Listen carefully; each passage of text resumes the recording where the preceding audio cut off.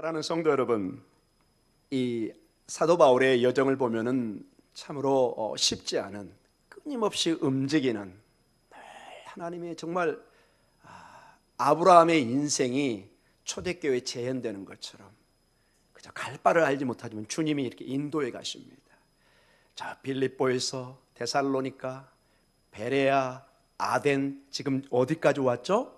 고린도까지 왔습니다. 이 길이 절대 짧은 길이 아닙니다. 이 아덴에서 이 고린도까지는 약 한 85km입니다. 대개 이렇게 걸어서 다니면 약 한 3일 길 정도 된다고 그럽니다. 이걸 전부 다 걸어서 다녔습니다. 이 고린도는 좀 특이한 곳입니다.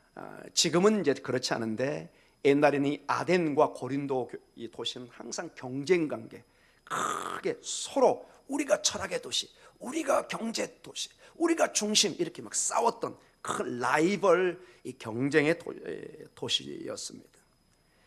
주전 약 한 200년경, 즉 정확하게는 주전 약 146년경에 이 로마가 이 고린도와 아덴을 지배할 때가 있는데 강력하게 저항을 하다가 그냥 군대가 보내져 가지고 완전히 파괴돼 버렸습니다. 그래서 그 이후로 고린도는 그냥 이름도 없이 사라질 뻔했는데, 워낙 그 위치가 지금도 보면은 지금은 좀 덜하지만 그 당시에 전략적으로 이 예계의 이 그리스와 로마의 전략적으로 중요한 항구 도시입니다. 거기에 운하도 있었고요. 그래서 다시 로마의 황제가 주전 44년경에 다시 크게 재건시킵니다. 그래서 다시 무역, 정치 모든 면에서 거의 아덴과 비슷한 수준으로, 그래서 기록에 보면은 오히려 이탈리아에는 로마보다 고린도가 훨씬 더 로마답다 할 정도로 모든 것이 로마 시스템으로 다 바뀐, 그래서 지금 사도 바울이 전도할 때는 사실은 고린도는 그리스 도시라기보다는 로마 도시에 가까울 정도로 모든 것이 식민지화되어 있고 문화화됐던 그런 도시 중에 하나였습니다. 근데 특이한 게 여러분 11절에 보면은 아주 특이한 점이 나옵니다. 우리한테는 특이하지 않게 보이지만 여러분 몇 년 동안 여기서 머물게 되죠? 11절에 1년 6개월. 아이고 꼴랑 1년 6개월 아닙니다, 여러분.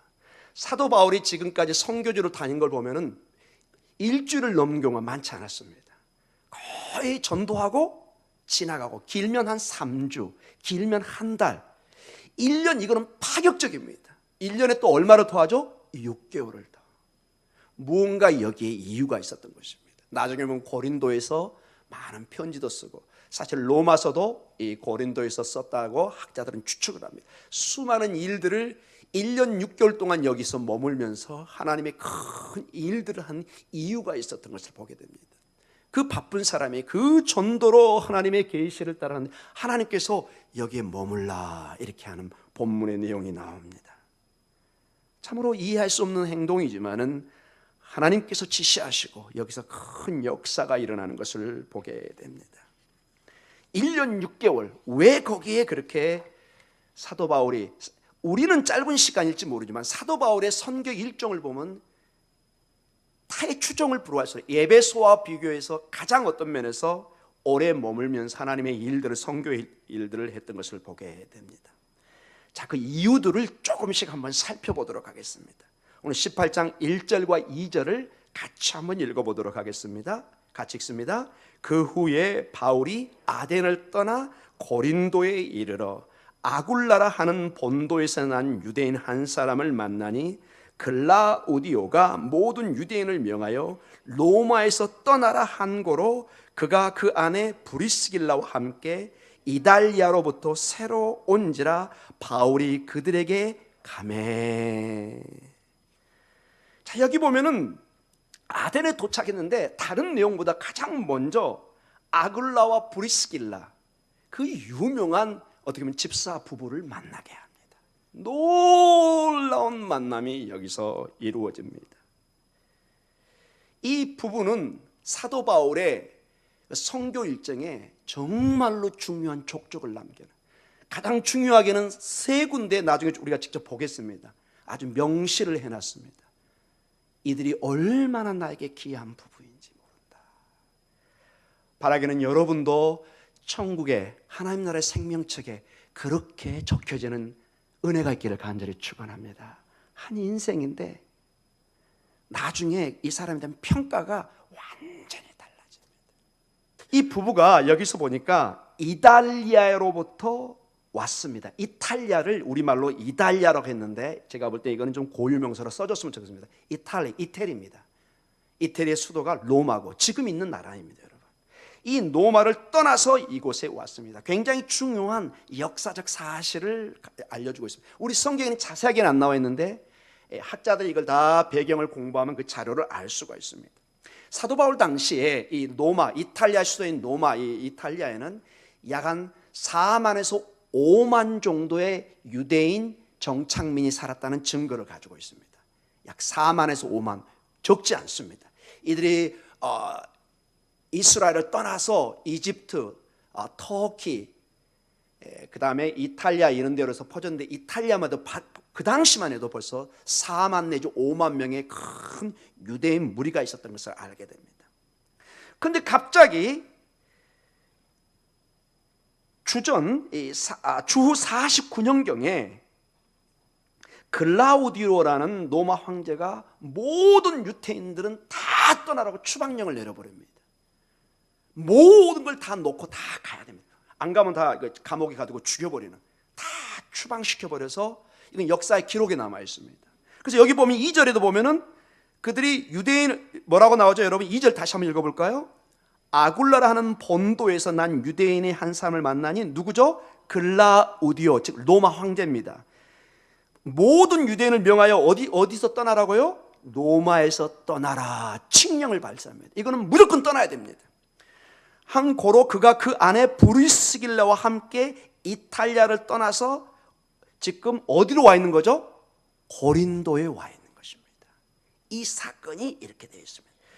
자, 근데 왜 이렇게 이 글라우디오라는 이 로마 황제가 잘 살고 있는 이 유대인들을 4만 내지 5만 명의 엄청난 이 공동체를 다 추방시켜 버렸을까요? 여긴 큰 이유가 있습니다. 이 당시의 역사학자인, 제가 참고적으로 그냥 알려드리겠습니다. 수에토니우스라는 유명한 로마 역사학자가 있습니다. 근데 우연인지 모르지만 하나님 나라는 우연이 없죠. 기록을 남겨놨습니다. 뭐라고 기록이 나냐면 임포솔레 크리스토라는 그 전체 문장 속에 이런 문장의 글씨가 적혀 있습니다. 임포솔레 크리스토. 이게 라틴어인데 이게 뭐냐? 크리스토스의 폭동이다 이런 뜻입니다.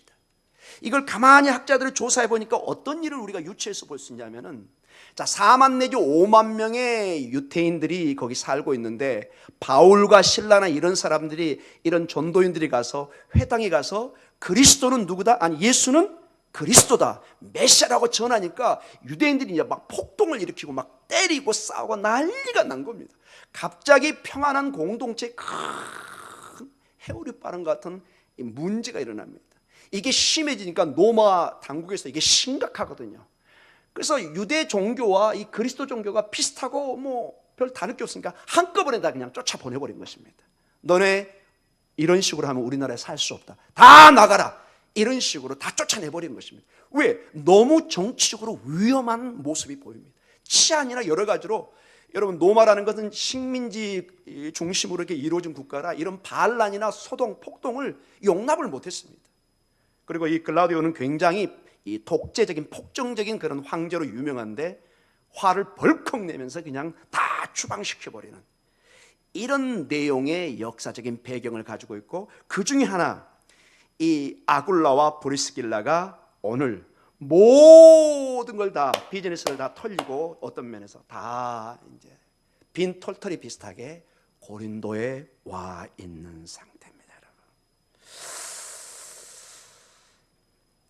그리고 아마 사도 바울은 이 아굴라와 브리스길라 이 부부를 통해서 로마 교회의 상태를 들었을 거고, 그래서 아마 로마 교회에 편지를 썼을 가능성이 아주 높습니다. 나중에는 이제 이 글라우디라는 황제가 퇴임되고 죽고 네로라는 그 유명한 황제가 올라서 다시 돌아올 수 있는 칙령을 발휘합니다. 그래서 유대인들이 다시 로마로 돌아가서 자기 일상생활을 합니다. 나중에 보면 이 아굴라와 브리스길라 부부는 로마로 다시 돌아가서 생활하는 그 증거가 성경에 나와 있습니다. 자, 저는 이 말씀을 보면서 그 어떤 것을 느꼈냐면은, 이들이 여러분 추방을 당할 때 얼마나 비참했겠습니까? 평생을 거기서 자기의 땀과 눈물과 피눈물을 흘리면서 그 이국 땅에서 모든 서름을 이겨내고, 유대인들이 여러분 절대 로마사에 환영받는 사람들은 아니었습니다. 그러나 최선을 다해서 이 텐트를 만든 사람들입니다. 열심히 비진을 해서 돈을 모으고 자녀들을 가르치고 키우는데 이걸 다 포기하고 나가야 되는, 여러분 우리 IMF나 이런 걸 생각해 보십시오. 얼마나 우리에게 어려움이 닥쳤을까. 그때는 정말 죽을 것 같은 생각도 있었을 것입니다. 그러나 이들은 신실한 사람들이었습니다. 와서 다시 고린도에 정착하게 되고 누구를 만나게 되죠? 그 운명적인 사도 바울을 만나게 됩니다. 사랑하는 성도 여러분, 우리가 정말 기가 막힌 웅덩이에 빠지고 환경에 있지만 신실한 사람은 하나님이 반드시 들어서실 줄 믿습니다. 지금은 내가 죽을 것 같지만 참고 인내하고, 그분께서 반드시 이 환경을 통해서 하나님이 역사한다는 걸 내가 신뢰만 할 수 있으면, 그 순간을 버티고 인내하면 나중에 돌이켜보면 그게 다 간증거리가 됩니다. 이 브리스길라와 아굴라는 마음이 어땠을까? 이분들은 그게 생업이었잖아요. 근데 황제가 나가라고 그러는데 이방인이 이 사람들이 버틸 길이 뭐 어떻게 있나요? 그런데 고린도에 정착해서 얼마나 사도 바울을 돕는지, 여기 보면은 여러분 본문 봐보시면 여러분 2절과 3절에 보면 생업이 같으므로 함께 삶의 일을 하니 그 생업은 천막을 만드는 것이더라. 같이 일을 하면서 얼마 동안 바울을 돕고 이제 나중에 로마로 돌아가는 것을 보게 됩니다. 얼마나 이들이 사도 바울을 사역을 도왔는지 사도 바울은 평생 잊지를 못합니다. 그 이국 땅에 쫓겨나가지고 또 이국 땅인 고린도 와가지고 자기 생활도 어려운데 선교사인 사도 바울을 얼마나 물심양면으로 도왔는지 가슴에 새겨놓고 있습니다. 이 브리스길라와 아굴라를. 한 예를 볼까요, 여러분? 로마서 16장 3절과 4절을 한번 보도록 하겠습니다. 로마서 16장 3절과 4절 같이 읽습니다. 너희는 그리스도 예수 안에서 나의 동역자들인 브리스가와 아굴라에게 문안하라. 그들은 내 목숨을 위하여 자기들의 목숨까지 내놓았나니 나뿐 아니라 이방인의 모든 교회도 그들에게 감사하느니라. 아멘. 사랑하는 우리 성도님들, 여러분의 인생에 어떤 평가를 받고 싶습니까? 지금 계속 시간은 흐르고 있습니다. 사도 바울이 여러분 그 많은 사람 중에 특별히 찝어서 이렇게 이 브리스가와 아굴라의 이 부부를 들어서 얼마나 그들이, 여러분 로마서 16장이라는 것은 로마서 편지의 마지막 부분입니다. 마지막을 이 부부를 들면서 우리가 감사한다. 문안해 주라. 꼭 감은 나의 문안을 좀 전해 주라. 사도 바울의 마음에 있다는 것은 주님의 마음에 이 부부가 새겨져 있는 것입니다. 사랑하는 성도 여러분, 우리 인생 대단하지 않습니다, 여러분. 여러분 방송에 보시잖아요. 그 권력을 가진 사람, 천하를 떵떵거리는 사람이 하루아침에 추풍 낙엽처럼 떨어지는 모습을 보시잖아요. 정말로 별것 없습니다, 여러분. 헌식찬처럼 버려질 수도 있습니다. 아무 소용이 없는 것을 보게 됩니다. 그러나 하나님의 마음에 새겨지면 2000년이 지나는데도 지금 여러분과 제가 이 본문을 보면서 브리스길라와 아굴라라는 부부의 이름을 되새기고 있습니다. 사랑하는 성도 여러분, 여러분의 이름, 여러분의 가정에, 여러분의 자녀들이 주님의 마음에 이렇게 새겨져서 영원한 생명책에 이렇게 불려지는 축복이 있기를 간절히 기도합니다. 여러분, 우리 인생 단 한 번뿐인데, 한 번뿐인데, 여러분. 저 인생도 마찬가지고. 고린도전서 16장 19절에 이렇게, 고린도전서를 썼다는 건 이제 다른 데서 고린도에게 편지를 보낸 거죠. 이렇게 편지를 씁니다. 같이 한번 읽어볼까요? 아시아의 교회들이 너희에게 문안하고 아굴라와 브리스가와 그 집에 있는 교회가 주 안에서 너희에게 간절히 문안하고. 이 편지에 유독히 이 아굴라와 브리스가의 이 부부의 이름을 넣어서 이렇게 강조를 합니다. 그리고 평생에 자기의 믿음의 아들이고 자기의 후계자와 같던 디모데에게 이렇게 편지를 씁니다. 디모데후서 4장 19절입니다. 같이 읽을까요? 브리스가와 아굴라와 및 오네시보로의 집에 문안하라. 디모데야, 내가 얼마나 이 브리스가 아굴라를 아끼고 하나님이 얼마나 아끼는 가정에 네가 알지 않느냐. 네가 젊어서는 모르겠지만은 반드시 내가 너에게 부탁하는데 이 가정에게 네가 인사를 해야 된다. 이 가정이 얼마나 하나님의 일에 선교에 헌신했는가를 너는 알아야 된다. 이렇게 편지를. 사랑하는 성도 여러분, 이것은 우리에게 많은 것을 시사해 줍니다. 저에게도 많은 것을 이야기해 줍니다. 어떠한 인생을 살아야 되는지. 2018년 제가 예언합니다. 곧 2019년이 다가옵니다. 너무 또 당연한 예언인가요? 예. 시간은 흘러갑니다. 한 인생에 하나님의 일과 선교에 헌신되었을 때 사도 바울의 편지에 언급되면서 영원한 하나님의 말씀에 언급되듯이 축복이 나오고 있는 것을 봅니다. 무엇이 축복인가요? 하나님이 인정하는 인생입니다. 무엇이 생명의 삶인가요? 하나님이 인정한 인생입니다. 여러분. 세상의 인정은 정말로 한순간뿐입니다.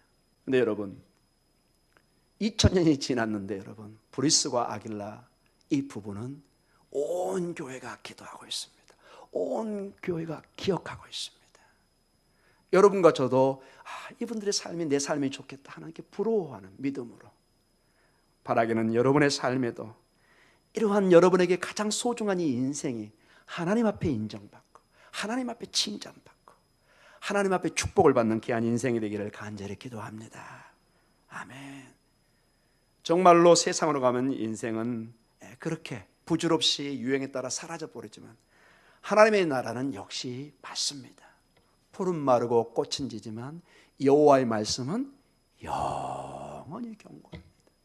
이 말씀과 함께하는 사람은 그래서 영원히 가는 것입니다. 그래서 여러분 이제 옆 사람을 보시기 바랍니다. 영원한 사람들입니다. 여러분, 진리 안에 영원한 사람들입니다. 아멘. 너무나 귀한 분들입니다. 너무나 귀한 분들입니다. 이따 가시면서 악수 한번 더 하세요. 영원한 사람들에게 터치하면. 두 번째로 이들이 좀 오래 있을 수 있었던 게 특수한 전문적인 지식이 아니라 직업, 기술이 있었기 때문에 가능했던 것을 알 수가 있습니다. 이 아굴라와 브리스길라 부부가 주로 주업이 이 텐트, 천막을 이렇게 만드는 건데 사도 바울도 그 기술을 가지고 있어가지고 아마 이렇게 만날 수 있는 큰 공감대가 있었던 걸 알게 됩니다. 우리 3절과 4절, 3절 같이 한번 읽어볼까요? 18장. 생업이 같음으로 함께 살며 일을 하니 그 생업은 천막을 만드는 것이더라. 이렇게 나옵니다. 3절에. 생업이 같습니다. 그리고 천막입니다. 여러분 언뜻 생각에 천막, 요즘에는 그렇게 좋은 직업처럼 안 보이는데 2000년 당시에 이 천막은 여러분이 가볍게 생각하시면 안 됩니다. 굉장히 중요한 기술이고 매우 돈을 많이 벌 수 있는 직업이었습니다. 그 당시 대부분이 걸어서 다니고 어떤 상업적으로 어떤 데 가서 천막, 주로 이렇게 가죽으로 천막을 쳐 추위를 막고, 이 지중해 신기후가 여러분 낮에는 따뜻해 보이지만 밤에는 매우 춥습니다. 그 다음에 로마 군인들 같은 경우는 장기적으로 이 전쟁을 나가고 그렇기 때문에 한 번 나가면 몇 개월 몇 년씩 걸립니다. 그래서 굉장히 좋은 텐트가 필요했습니다. 천막이 집처럼 이렇게 보온도 되고 추위도 막고 비도 막을 수 있는 아주 중요한 이 천막이라는 게 뭐냐면은 그 가죽입니다. 가죽을 다루는 사람들이었습니다. 굉장히 중요한, 그래서 굉장히 고가로 팔 수 있는 굉장히 중요한 기술을 가지고 있었던 것을 보게 됩니다. 참고적으로 유대인들은, 이 랍비들은, 하나님 말씀을 배운 사람들은 거의 의무적으로 반드시 생업에 필요한 한 가지 직업 기술을 가지게 되어 있습니다. 지금도 마찬가지입니다. 사도 바울이 하나님의 말씀을 공부했지만 그가 이 텐트 메이커, 천막을 만드는 기술을 가지고 어디든 가든지 교회에 큰 도움을 받지 않고 본인이 이것을 만들면서 돈을 벌어서 복음을 전했던 그런 것을 보게 됩니다. 이 천막을 만드는 기술이 또 중요한 게 뭐냐면은 이걸 만들려면 어디서 앉아서 해야 되는데 주로 숍, 가게를 만들어서 이 일을 하게 됩니다. 가게를 만들었다는 건 여러분 무슨 기회가 있을까요? 손님들이 오고 가는 것입니다. 손님들과 만나면서 저 얘기하면서 뭘 전할 수 있는 기회가 있죠? 복음을 전할 수 있는 기회가 있었던 것입니다. 그리고 우리 같은 주일날, 토요일날 이 안식일에는 또 회당에 가서 말씀을 전했던 이것이 바로 4절로 일부가 나옵니다. 4절 같이 읽어볼까요? 안식일마다 바울이 회당에서 강론하고 유대인과 헬라인을 권면하니라. 아멘. 즉 그들의 모든 삶의 생업에 복음을 전하는데 기회로 삼았던 것을 볼 수가 있습니다. 여러분의 삶에도 어찌하든지 삶의 모든 기회를 이용해서 이 복음을 전하는 그런 축복된 삶을 사시기를 주님 이름으로 축원합니다. 마지막 가장 귀한 게 뭐냐? 다 귀한데 가장 귀한 게 뭐냐? 천하보다 귀한 게 뭐죠? 한 영혼입니다. 한 영혼을 돌이키게 하는 것은 다니엘서 보면 하늘의 별처럼 빛난다 이렇게 나와 있습니다. 그 한 영혼을 위해서 주님이 이 땅에 오셔서 십자가에 돌아가신 것입니다. 사도 바울의 모든 인생은 브리스가라와 아굴라의 모든 인생은 이 복음 전파에 초점이 맞춰져 있는 것을 보게 됩니다. 그리고 오늘 5절에서 10절로 이제 말씀이 끝납니다. 우리 5절에서 10절까지 같이 한번 읽도록 하겠습니다.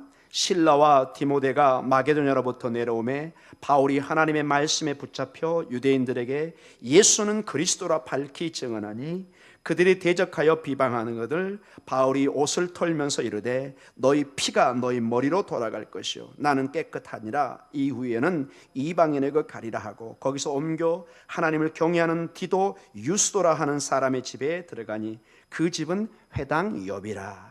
또 회당장 그리스도가 온 지방과 더불어 주를 믿으며 수많은 고린도 사람도 듣고 믿어 세례를 받더라. 밤에 주께서 환상 가운데 바울에게 말씀하시되 두려워하지 말며 침묵하지 말고 말하라. 내가 너와 함께 있음에 어떤 사람도 너를 대적하여 해롭게 할 자가 없을 것이니 이는 이 성 중에 내 백성이 많음이라 하시더라. 아멘. 자, 여기를 전체로 보면은 5절을 보면은 어쩌든지 복음을 전파합니다. 예수가 그리스도 메시아라는 것을 전파합니다. 핵심입니다. 복음의 핵심이 예수가 그리스도 하나님의 기름 부음 받은 자라는 것입니다. 즉 왕이라는 것입니다. 우리의 주님이라는 것이죠.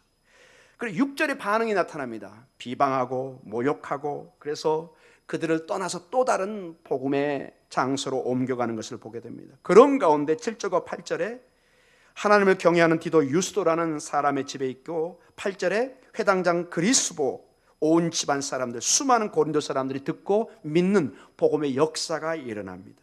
그러면서 좀 더 제가 여러분과 좀 나누고 싶은 게 9절과 10절의 사건입니다. 9절의 올과 10절을 보면은 사도 바울 인생의 다른 기록 중에 두 번째 환상이 보입니다. 환상이 보여서 여러분 와 할 수 모르지만은 좀 특이한 점이 있습니다. 9절에서 10절 다시 읽습니다. 밤에 주께서 환상 가운데 바울에게 말씀하시되 두려워하지 말며 침묵하지 말고 말하라. 내가 너와 함께 있음에 어떤 사람도 너를 대적하여 해롭게 할 자가 없을 것이니 이는 이 성 중에 내 백성이 많음이라 하시더라. 아멘. 자, 환상 가운데 말씀하십니다. 이 도시에 내 백성 믿는 사람이 많이 있다는 거죠. 그래서 복음을 멈추지 말고 계속 전해라 이렇게 얘기합니다. 근데 여러분 중요한 게 뭐냐? 여러분 하나님의 계시 환상의 특징을 여기서 보셔야 됩니다. 어떤 게 보이세요 여러분? 구체적이고 자세하지가 않습니다. 여러분. 어떤 거라고요? 하나님의 환상이 보이는데 구체적이고 그 내용이 자세하지가 않아요. 그저 너는 두려워하지 말고 복음을 두려워하지 말고 전하기만 해라. 내가 예비한 백성들이 있다. 더 이상 설명이 없어요. 굉장히 중요한 점을 우리에게 가르쳐주고 있습니다. 우리는 항상 어떤 계시 그러면 굉장히 구체적인 어떤 것을 이렇게 생각하는데 성경적 원리를 보면은 여러 면에서 이러한 것이 잘 보이지가 않습니다. 한 예로 여러분 아브라함과 그 가족을 부르시는데 이런 식으로 부릅니다. 우리 창세기 12장 1절부터 5절까지 같이 한번 읽어볼까요? 같이 읽습니다. 여호와께서 아브라함에게 이르시되 너는 너의 고향과 친척과 아버지의 집을 떠나 내가 네게 보여줄 땅으로 가라. 내가 너로 큰 민족을 이루고 네게 복을 주어 네 이름을 장대하게 하리니 너는 복이 될지라. 너를 축복하는 자에게는 내가 복을 내리고 너를 저주하는 자에게는 내가 저주하리니 땅의 모든 족속이 너로 말미암아 복을 얻을 것이라 하신지라. 이에 아브라함이 여호와의 말씀을 따라갔고 롯도 그와 함께 갔으며 아브라함이 하란을 떠날 때 75세였더라. 아브라함이 그의 아내 사레와 조카 롯과 하란에서 모든 소유와 얻은 사람들이 이끌고 가나안 땅으로 가려고 떠나서 마침내 가나안 땅에 들어갔더라. 자, 이 전체 과정을 보면 하나님은 뭐라고 그러죠? 1절에 땅으로 일어나 가라 명령만 주십니다. 갈 바를 알지 못한다고 이 히브리서에 이걸 묘사를 해놨습니다. 어느 날 일어나서 김진학 목사 일어나 가라 이렇게 명령합니다. 뭐 구체적으로 어디에 뭐 집이 있고 너 부동산 어디 아무런 구체적인 지시가 없습니다. 일어나 가라. 여러분 어떻게 해야 될까요, 여러분? 이게 여러분 대부분 하나님의 환상의 계시의 특징입니다. 그래서 여러분 여러분의 계시를 굉장히 구체적으로 얘기한 사람들은 좀 주의하셔야 됩니다. 하나님의 계시는 대부분 이렇게 깊게 아주 구체적으로 하는 경우가 아주 드뭅니다. 없다는 건 아니지만은 어디로 가야 할지 모르는 아브라함을 짐을 싸고 가족과 함께 정처 없이 약속의 땅으로 떠나는 것이 창세기의 모습입니다. 그 나그네의 삶에 매 순간 그때그때 필요할 때마다 하나님이 새롭게 인도함을 주십니다. 전체 계시를 다 보여주지 않습니다.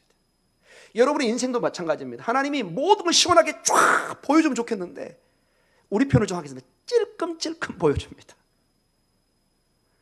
이게 어떤 때는 명확하지가 않아요. 뭔가 하나님이 이 길이 맞는 것 같은데 구체적으로 이렇게 첫째는, 둘째는, 셋째는 이런 식으로 잘 말씀하지 않습니다. 여러분 가만히 말씀 보면 왜 그런가 이유 중에 하나가 하나님은 매 순간 그분을 신뢰하기를 원합니다. 우리가 무당이나 어떤 박수처럼 뭔가 뭐 예언하고 그걸 이런 식이 아니라 매 순간 하나님이 이 길을 인도해 주셨지만 매 순간순간 하나님의 의지하고 인도함을 받기를 원하시는 것입니다. 여러분의 인생에도 하나님의 어떤 인도하심과 이것이 때로는 답답해 보이고 왜 이렇게 명확하게 다 보이지 않을까? 저도 이 목동 중앙교회 올 때 모든 게 좀 다 좀 보였고 좀 확실했으면 좋겠는데 그게 잘 보이진 않습니다. 분명히 하나님의 확신은 주시는데 구체적인 길을 어떨 때는 안 보여줄 때가 있습니다. 그분을 믿고 따라가야 되는 것입니다. 아멘. 그분의 계시와 음성은 오늘 사도 바울에게 그렇게 명확하지가 않은 것을 봅니다. 그저 내가 이 성에 내 백성을 남겨놓았다. 너는 두려워하지 말고 뭘 전하라? 복음을 전하기만 해라. 사랑하는 성도 여러분, 이제 결론적으로 말씀을 마쳐가겠습니다. 사도행전 16장 6절과 10절에서도 보면 그 유명한 사도 바울이 가는 길을 다 성령이 막습니다. 막아서 부르기아와 갈라디아 땅을 다녀가고 무시아 앞에 비두니아 가고자 애쓸 때 예수의 영이 허락하지 않습니다. 7절에 보면은.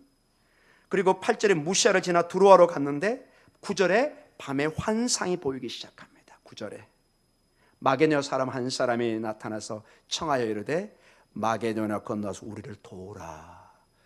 구체적인 내용이 없어요. 그저 환상에 마게도냐 사람이 부릅니다. 그리고 우리를 와서 도와주세요.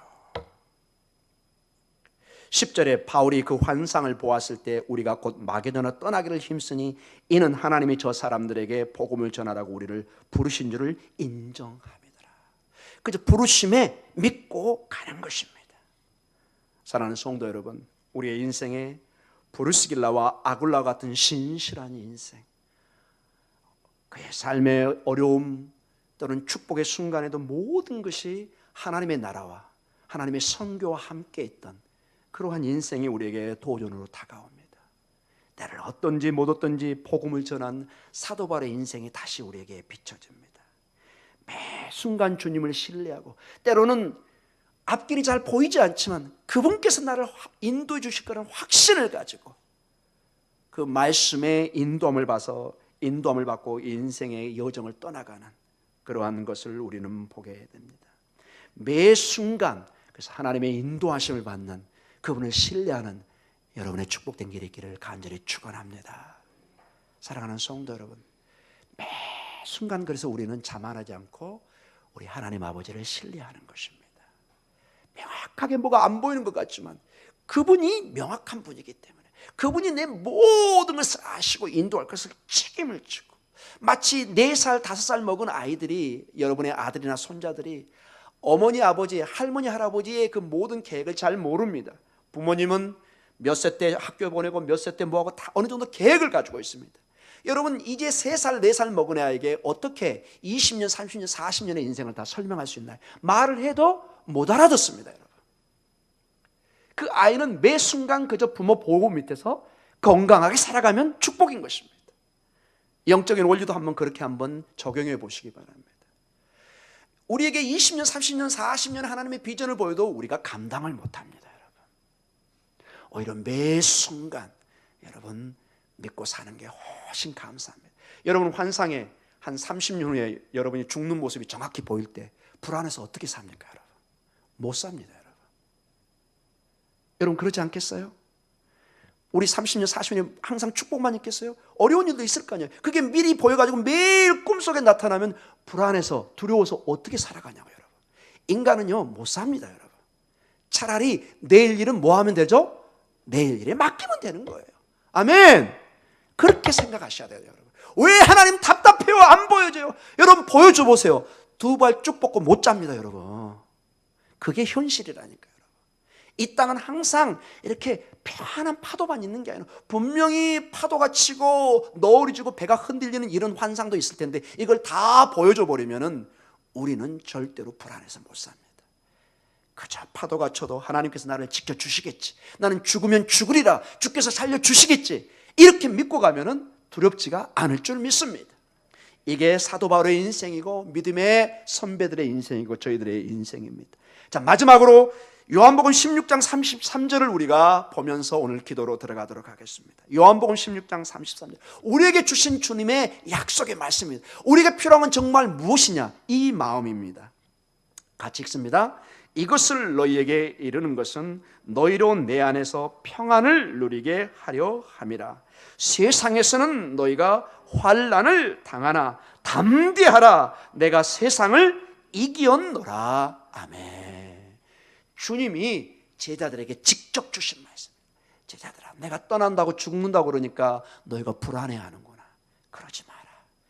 너희에게 주고자 하는 마음은 평안이고, 그래서 너희가 담대해야 된다. 왜냐?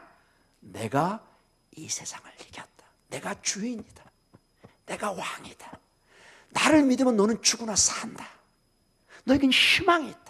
내가 희망이다. 내가 부활이다. 내가 길이다. 내가 진리다. 내가 생명의 떡이다. 이렇게 말씀하고 계십니다.